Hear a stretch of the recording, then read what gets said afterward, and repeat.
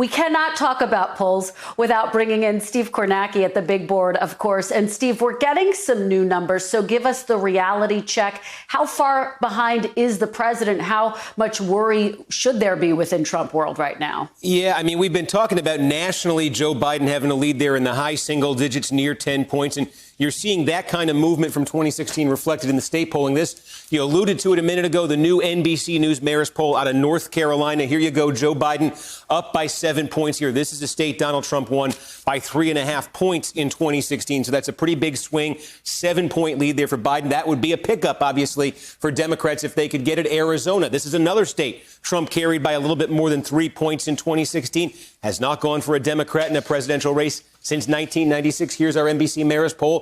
Biden leading by 5 points here. Also can just show you the recent polling we've seen, not NBC Marist, but from others in some of the other swing states. You draw your attention right away to the big three here, Michigan, Pennsylvania, Wisconsin, 3 Midwest states, of course, that President Trump flipped very, very narrowly in 2016. First time in 3 decades for a Republican in those states. The poll numbers there have been showing Biden consistently ahead by a solid margin. There's also Florida, President Trump's home state now, one that he won by a point in 2016. The polling there for Joe Biden, this has surprised people. Not only is Biden leading in the Florida polling, his lead has been sizable, an average of 8 points. Even Georgia, Ohio, Texas, these are states we've started to talk about right now. Just to give you a look at the Electoral College math of all of this, we'll set it up here. This is where we landed in 2016. Trump 306, Clinton 232. Democrats have been saying, look, the very basic thing here, you talk about those 3 Midwest states. If they could get Pennsylvania, if they could get Michigan, and if they could get Wisconsin,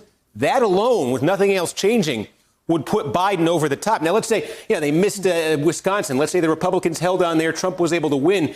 Mention that Florida number. If Biden gets Florida, 29 electoral votes, he's well over 270. He could even afford a loss in a state like Michigan, still be over 270.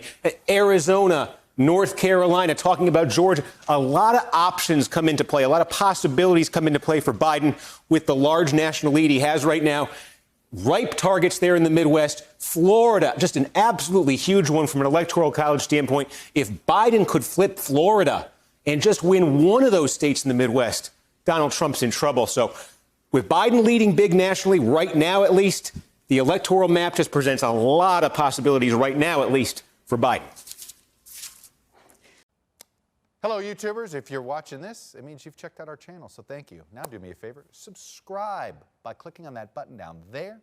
Click on any of the videos to watch the latest interviews and highlights from MTP Daily and MSNBC. You can get more Beat the Press content every morning in the First Read newsletter. If you're tired of content that you don't know anything about where it came from, you don't have to have that problem with us. NBC News, MSNBC, MTP, and the Meet the Press mindset right here for you on YouTube. Subscribe now.